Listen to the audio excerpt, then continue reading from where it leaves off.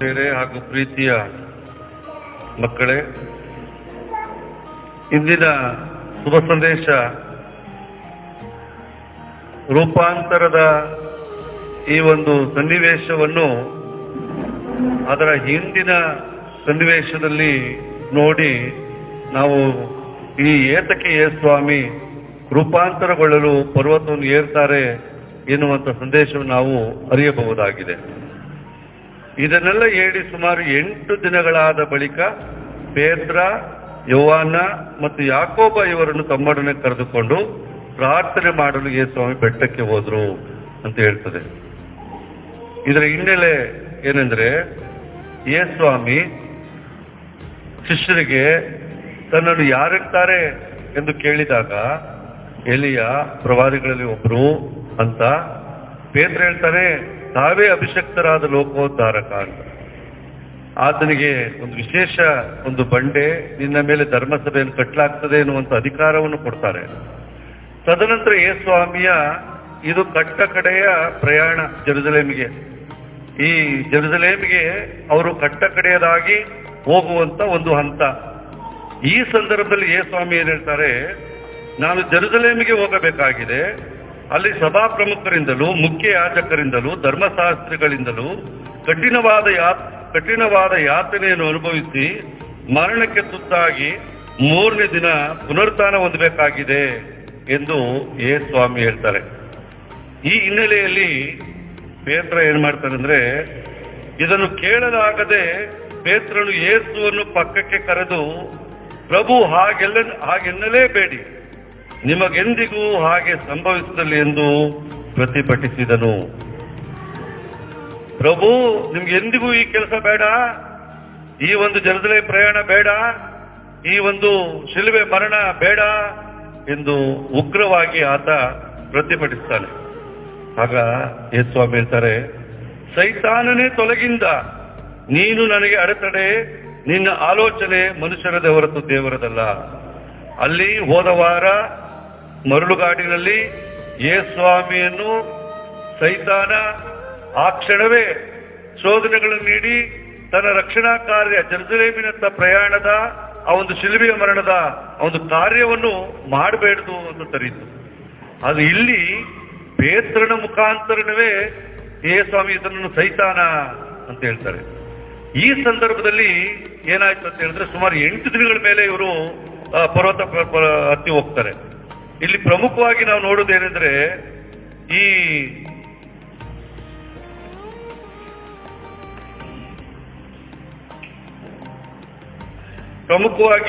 ನಾವಿಲ್ಲಿ ನೋಡುವುದೇನೆಂದ್ರೆ, ಯೇಸುಸ್ವಾಮಿ ಇವ್ರನ್ನೆಲ್ಲ 3 ವರ್ಷಗಳಿಂದ ವಿವಿಧ ರೀತಿಯ ಬೋಧನೆ, ಪವಾಡ, ಆ ಒಂದು ವಿಶೇಷ ರೀತಿಯಲ್ಲಿ ತರಬೇತಿ ಮಾಡಿ ಕರ್ಕೊಂಡು ಬಂದಿದ್ರು. ಆದ್ರೆ ಈಗ ಇವರು ಬೇಡ ಅಂತಾರಲ್ಲ, ನಾನು ನಂಬ್ತಾ ಇಲ್ವಲ್ಲ ಎನ್ನುವಂತ ವೇದನೆ ಯೇಸುಸ್ವಾಮಿಗೆ. ಶಿಷ್ಯರಿಗೆ ನಾವು ಇವ್ರನ್ನ ಹಿಂಬಾಲಿಸಿ ಬಂದವಲ್ಲ, ನಮ್ಮ ಕುಟುಂಬವನ್ನೆಲ್ಲ ಬಿಟ್ಟು ಬಂದವಲ್ಲ, ನಮ್ಮ ಕಸ್ಬನ್ನೆಲ್ಲ ಬಿಟ್ಟು ಬಂದವಲ್ಲ, ಈ ರೀತಿ ಸಾಯ್ತಾರೆ ಅಂದ್ರೆ ಇದಕ್ಕಾಗಿ ನಾವು ಯೇಸುಸ್ವಾಮಿಯನ್ನು ಹಿಂಬಾಲಿಸಬೇಕಿತ್ತ ಅಂತ ಶಿಷ್ಯರದು. ಈ ರೀತಿಯಲ್ಲಿ 8 ದಿನಗಳ ಕಾಲ ಇವರು ಮೌನ ವೇದನೆಯಲ್ಲಿ, ಆ ಒಂದು ನೋವಿನಲ್ಲಿ ಇದ್ರು. ಇಂಥ ಸಂದರ್ಭದಲ್ಲಿ ಯೇಸುಸ್ವಾಮಿಗೆ ತಾನು ಮಾಡುವಂತ ಉದ್ದೇಶ ಏನು, ತಾನು ಮಾಡುವಂತ ಕಾರ್ಯ ಏನು ಎಂದು ತಂದೆಯಿಂದ ತಿಳಿದುಕೊಳ್ಳಲು ಮತ್ತು ಶಿಷ್ಯರಿಗೆ ತಾನು ಮಾಡುವಂತ ಉದ್ದೇಶ ಏನು ಎಂದು ಅವರಿಗೆ ತಿಳಿಯಪಡಿಸಲು ಮತ್ತು ವಿಶ್ವಾಸವನ್ನು ತುಂಬಲು 3 ಶಿಷ್ಯರುಗಳನ್ನು ಕರೆದುಕೊಂಡು ಪರ್ವತವನ್ನು ಹತ್ತಿ ಪ್ರಾರ್ಥನೆ ಮಾಡಲು ಅವರು ಬರ್ತಾರೆ. ಇಲ್ಲಿ ಪ್ರಭು ಯೇಸುವಿನಲ್ಲಿ ಪ್ರಿಯರೇ, ಈ ಒಂದು ಪರ್ವತ ತಾಬೋರ್ ಪರ್ವತವಾಗಿದೆ. ಇಲ್ಲಿ ಪ್ರಾರ್ಥನೆ ಮಾಡುವ ಸಮಯದಲ್ಲಿ ಯೇಸುವಿನ ಮುಖಚರ್ಯೆಯು ಮಾರ್ಪಟ್ಟಿತು, ಉಡುಪು ಬೆಳ್ಳಗೆ ಪ್ರಜ್ವಲಿಸಿತು. ಇದ್ದಕ್ಕಿದ್ದ ಹಾಗೆ ಮೋಶೆ ಮತ್ತು ಏಲಿ ಎಂಬ ಪ್ರವಾದಿಗಳು ಅವರೊಡನೆ ಮಾತನಾಡುತ್ತಿದ್ದರು. ಇದು ನಾವು ನೋಡ್ತೇವೆ. ಹಳೆಯ ಒಡಂಬಡಿಕೆಯಲ್ಲೂ ಮೋಶೆ ದೇವರ ಹತ್ತಿರ ಪ್ರಾರ್ಥನೆಗೆ ಹೋದಾಗ ನಾವು ನೋಡ್ತೇವೆ, ಸಿನಾಯಿ ಬೆಟ್ಟದಲ್ಲಿ ಇಳಿದು ಬಂದಾಗ ಅವನ ಮುಖ ಪ್ರಕಾಶಮಾನವಾಗಿತ್ತು, ಏಕೆಂದರೆ ಅವನು ದೇವರ ಸರ್ವೇಶ್ವರನ ಸಂಗಡ ಸಂಭಾಷಿಸುತ್ತಿದ್ದನು. ಮೋಶೆಯ ಮುಖ ಹೀಗೆ ಪ್ರಕಾಶವಾಗಿರುವುದನ್ನು ಆರೋನನು ಮತ್ತು ಇಸ್ರಾಯೇಲರು ನೋಡಿ ಅವನ ಹತ್ತಿರ ಬಗ್ಗೆ ಬರಲು ಭಯಪಟ್ಟರು. ಮೋಶೆಯ ಮುಖ ಪ್ರಕಾಶಮಾನವಾಗಿರುವುದನ್ನು ಇಸ್ರಾಯೇಲರು ಗಮನಿಸುತ್ತಿದ್ದರು. ಅವರು ಸರ್ವೇಶ್ವರ ಬಳಿಗೆ ಹೋಗುವವರೆಗೆ ಮುಖವನ್ನು ಅವನು ಮುಚ್ಚಿಕೊಳ್ತಿದ್ದ ಅಂತ ಹೇಳ್ತಾರೆ. ಆದ್ರಿಂದ ಇಲ್ಲಿ ಮುಖಶ್ಚರ್ಯೂ ಬದಲಾಯಿತು ಎನ್ನುವಂಥದ್ದು ಪ್ರಭು ಯೇಸು ದಯಾಮಯ ದೇವರ ದರ್ಶನದಿಂದ ಈ ಒಂದು ಕಾರ್ಯ ಆಯ್ತು ಅಂತ ನಾವು ನೋಡಬಹುದು. ಇಲ್ಲಿ ಮೋಶೆ ಮತ್ತು ಎಲಿಯ ಎಂಬ ಇಬ್ಬರು ಪ್ರವಾದಿಗಳಿದ್ರು ಅಂತ ಹೇಳ್ತಾರೆ. ಯೇಸುಸ್ವಾಮಿ ಕೇಳ್ತಾರೆ, ನಾನು ಯಾರು ಅಂದಾಗ ಎಲಿಯನು ಅಂತಾರೆ, ಪ್ರವಾದಿಗಳಲ್ಲಿ ಕೆಲವರು ಅಂತಾರೆ ಎಂದು ತಿಳಿಯಪಡಿಸುತ್ತಾರೆ. ಯೋಹಾನ ಶುಭ ಸಂದೇಶದಲ್ಲಿ 1ನೇ ಅಧ್ಯಾಯ ನಾವು ನೋಡ್ತೇವೆ, 11ನೇ ವಾಕ್ಯ 21ನೇ ವಾಕ್ಯ, ನೀನು ಎಲಿಯನೋ ಎಂದು ಕೇಳಲು ಅಲ್ಲ ಎಂದನು. ನೀನು ಬರಬೇಕಾಗಿದ್ದ ಪ್ರವಾದಿ ಇರಬಹುದೇ ಎಂದು ಕೇಳ್ತಾರೆ. ಪ್ರಭು ಯೇಸು ಕ್ರಿಸ್ತರು ಬರುವಾಗ ಎಲಿಯನು ಬರುತ್ತಾನೆ ಎನ್ನುವಂತ ನಂಬಿಕೆ ಈ ಪ್ರವಾದಿ ಯಹೂದ್ಯ ಜನಾಂಗದಲ್ಲಿ ಇತ್ತು. ಇಲ್ಲಿ ಮೋಶೆ ಮತ್ತು ಎಲಿಯ ಇಬ್ಬರು ಪ್ರವಾದಿಗಳು, ಮೋಶೆ ಕಟ್ಟಳೆಗಳನ್ನು ನೀಡಿದಂತ ಮಹಾಕಟ್ಟಳೆ ನೀಡಿದಂತ ಒಬ್ಬ ದೊಡ್ಡ ವ್ಯಕ್ತಿ.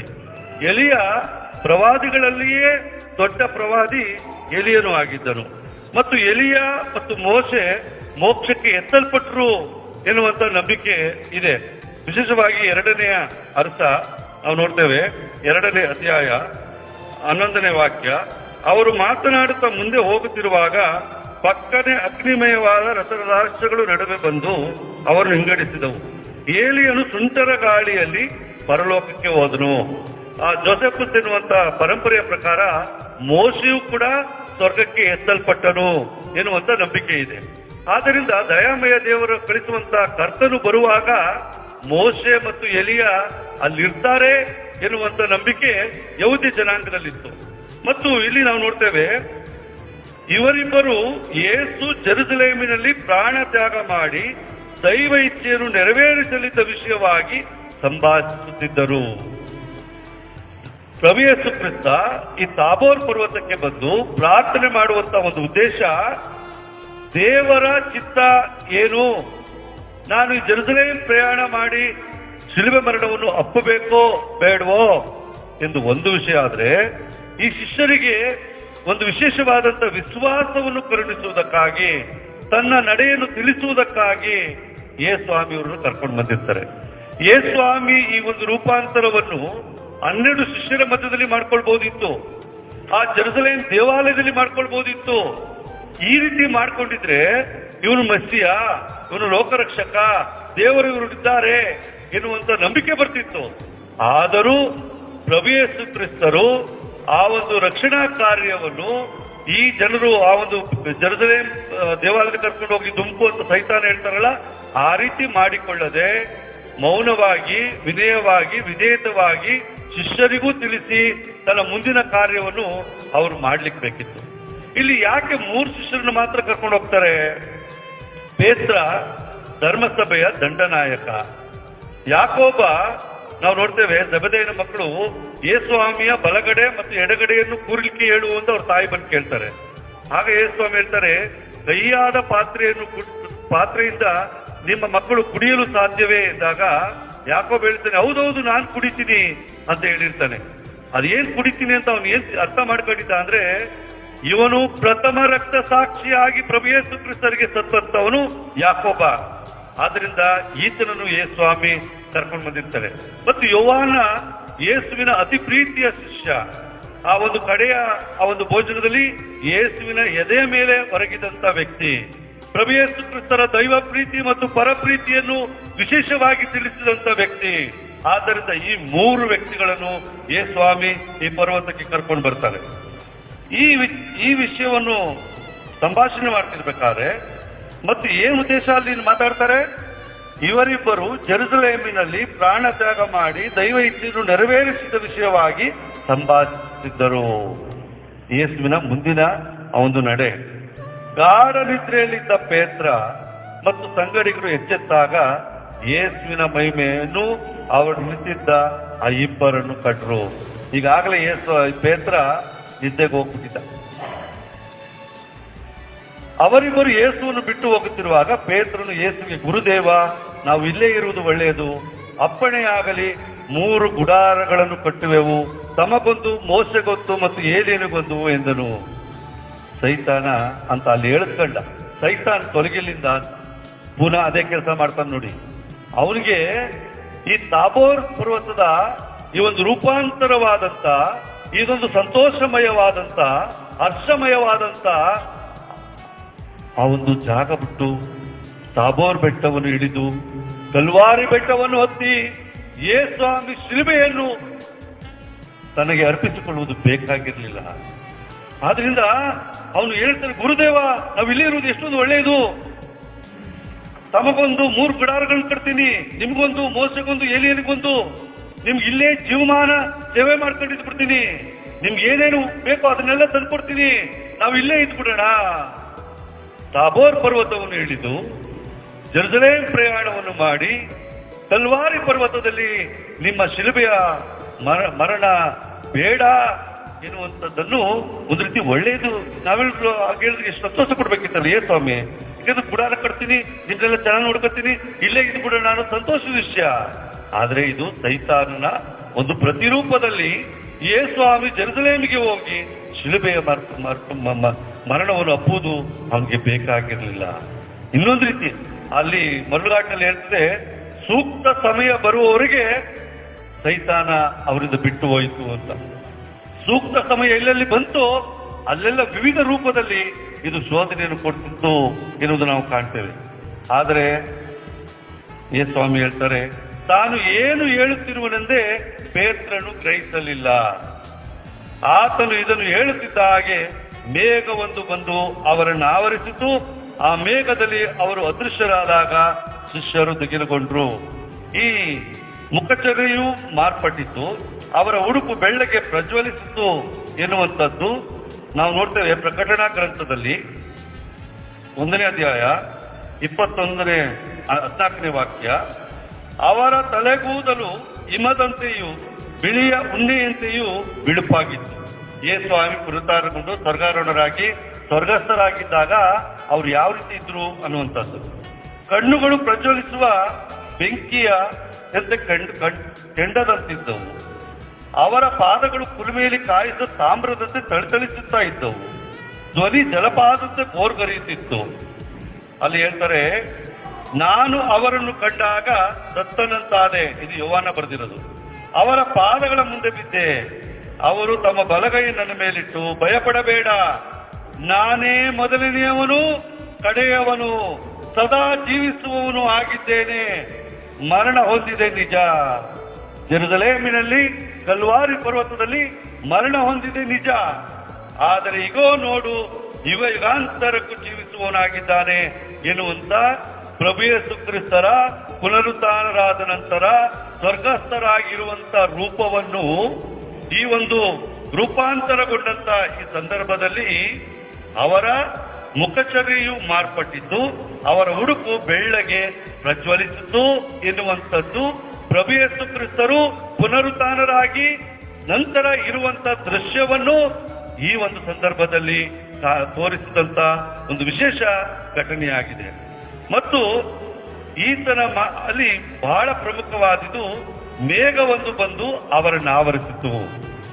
ಹಳೆ ಒಡಂಬಡಿಕೆಯಲ್ಲಿ ಈ ಮಂಜೂಷವನ್ನು ತೆಗೆದುಕೊಂಡು ಹೋಗ್ಬೇಕಾದ್ರೆ ಹಗಲಿನಲ್ಲಿ ಮೇಘದ ರೂಪದಲ್ಲೂ ರಾತ್ರಿಯಲ್ಲಿ ಬೆಂಕಿಯ ರೂಪದಲ್ಲೂ ದೇವರ ಪ್ರಸನ್ನತೆ ಇತ್ತು.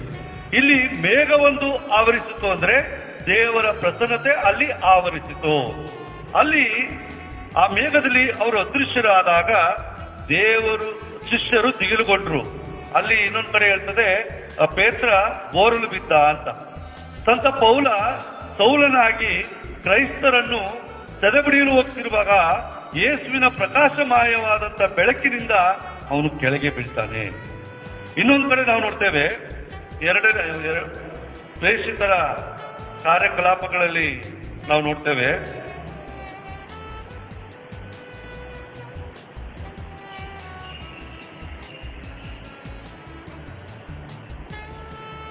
ಅಲ್ಲೂ ಕೂಡ ಪ್ರಭು ಯೇಸು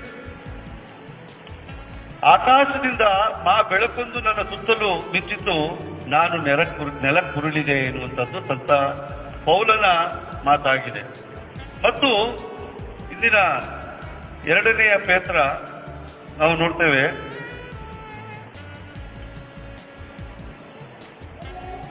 1ನೇ ಅಧ್ಯಾಯ 12ನೇ ವಾಕ್ಯ 17ನೇ ವಾಕ್ಯ. ಈತನು ನನ್ನ ಪುತ್ರ, ನನಗೆ ಪ್ರಿಯನಾದವನು, ನನ್ನ ಅಪಾರ ಮೆಚ್ಚುಗೆ ಪಾತ್ರನು ಎಂದು ಅವರನ್ನು ಕುರಿತೆ ವಾಣಿಯೊಂದು ಮಹೋನ್ನತ ವೈಭವದಿಂದ ಕೇಳಿ ಬಂತು. ಆಗ ನಾವು ಆ ಪುನೀತ ಪರ್ವತ ಮೇಲೆ ಅವರನ್ನು ನೆನೆಯಿದ್ದೆವು, ಸ್ವರ್ಗದಿಂದ ಆ ವಾಣಿಯನ್ನು ಕೇಳಿದೆವು ಎಂದು ಪೇತ್ರನು ಹೇಳುವಂತ ಮಾತುಗಳು. ಮತ್ತಾಯ, ಲೂಕ, ಮಾರ್ಕ ಈ ಪ್ರಭು ಯೇಸು ಕ್ರಿಸ್ತರ ರೂಪಾಂತರದ ದೃಶ್ಯವನ್ನು ನಾವು ಹೇಳುವುದನ್ನ ಕಾಣ್ತೇವೆ. ಈತನ ಮಾತಿಗೆ ನಾವು ಇನ್ನೊಂದು ಕಡೆ ನಾವು ನೋಡ್ತೇವೆ, ಈತನು ನನ್ನ ಪುತ್ರ, ನಾನು ಆರಿಸಿಕೊಂಡವನು ಎನ್ನುವುದನ್ನು ಇನ್ನೊಂದು ಕಡೆ ಕೇಳ್ತೇವೆ. ಎಲ್ಲಿ ಕೇಳ್ತೇವೆ? ಈತ ನನ್ನ ಪ್ರಿಯ ಪುತ್ರನು, ಅಪಾರ ಮೆಚ್ಚುಗೆ ಪಾತ್ರನು. ಎಲ್ಲಿ ಕೇಳ್ತೇವೆ? ಸ್ನಾನದೀಕ್ಷೆಯಲ್ಲಿ ಇವನು ಮೆಸ್ಸಿಯ, ಇವನು ರಕ್ಷಕ, ಬರಬೇಕಾಗಿದ್ದಂತ ಆ ಒಂದು ರಕ್ಷಕ ಎನ್ನುವಂಥದ್ದನ್ನು ಅಲ್ಲಿಂದ ಜನರಿಗೆ ಸಾರಲು ಇವನು ನನ್ನ ಪ್ರಿಯ ಪುತ್ರನು, ಅಪಾರ ಮೆಚ್ಚುಗೆ ಪಾತ್ರನು ಎಂದು ಮಾತ್ರ ಹೇಳಿತ್ತು. ಅದು ಇಲ್ಲೇನು ಹೇಳ್ತದೆ? ಈತನು ನನ್ನ ಪುತ್ರನು, ನಾನು ಆರಿಸಿಕೊಂಡವನು, ಈತನ ಮಾತಿಗೆ ಕಿವಿಗೊಡಿ. ಯಾರಿಗೆ ಹೇಳ್ತಾ ಇರೋದು? ಶಿಷ್ಯರಿಗೆ ಹೇಳ್ತಾ ಇರೋದು. ಶಿಷ್ಯರು, ನೀವೇ ಸ್ವಾಮಿ ಸಿಲುಬೆ ಮರಣ ಬೇಡ ಎಂದು ಹೇಳಿದ್ದಕ್ಕಾಗಿ ಸೈತಾನದವರನ್ನು ಮೂದಲಿಸಿ ಇಲ್ಲಿಗೆ ಕರೆದುಕೊಂಡು ಬಂದು ತಂದೆಯಾದ ದೇವರ ಮೂಲಕ ಅವರು ಹೇಳುವಂತದ್ದು, ಈತನು ನನ್ನ ಪುತ್ರನು, ನಾನು ಆರಿಸಿಕೊಂಡವನು, ಈತನ ಮಾತಿಗೆ ಕಿವಿಗೊಡಿರಿ.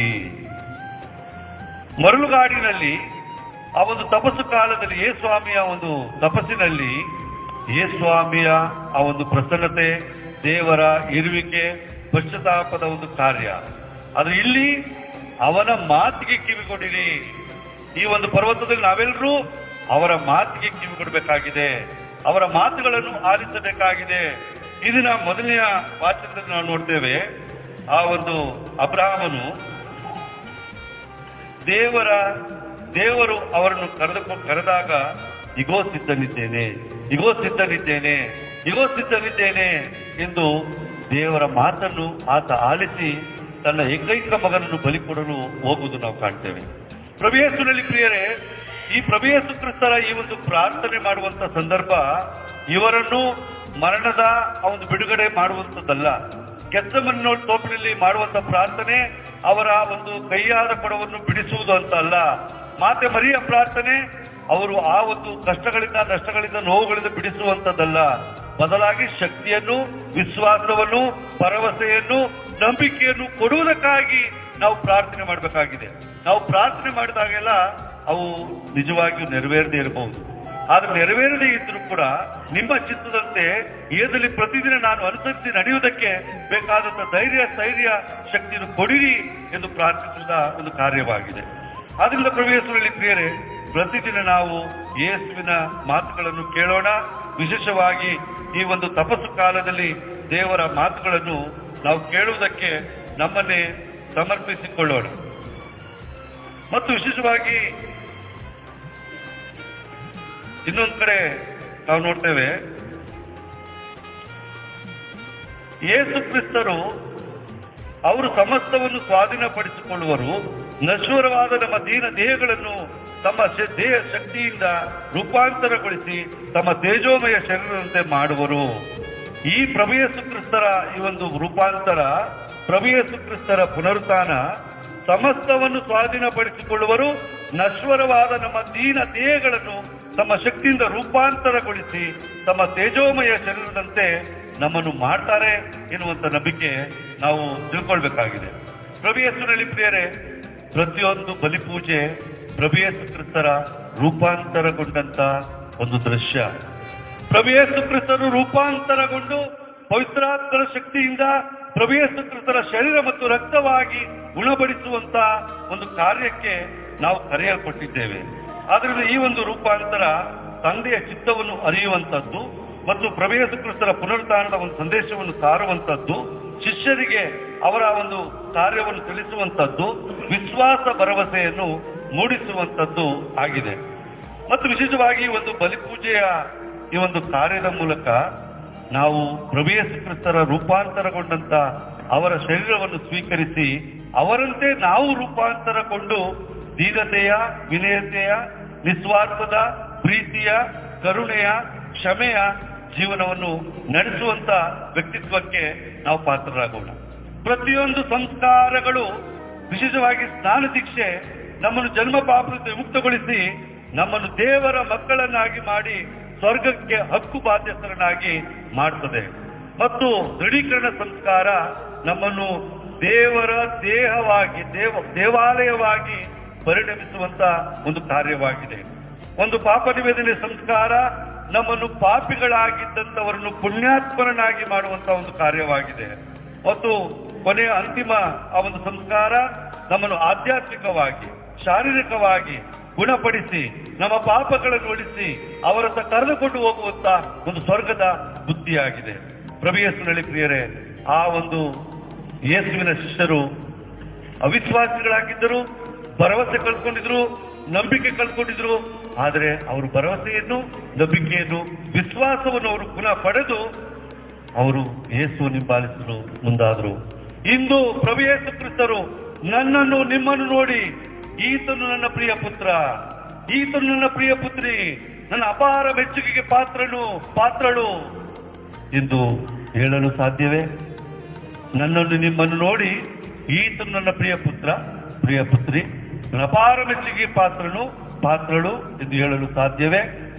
ಇವರ ಮಾತಿಗೆ ಕಿವಿಗೊಡಿರಿ ಎಂದು ಪ್ರತಿಯೊಬ್ಬ ತಂದೆ ತಾಯಿಗಳಿಗೆ ಹೇಳುವಂತದ್ದು ನಿಮ್ಮ ಮಾತುಗಳು, ನಿಮ್ಮ ಕಾರ್ಯಗಳು, ನಮ್ಮ ನುಡಿಗಳು ನಿಮ್ಮ ಮಕ್ಕಳು ಅನುಸರಿಸುವಂತ ಒಂದು ಕಾರ್ಯವಾಗಿದೆ.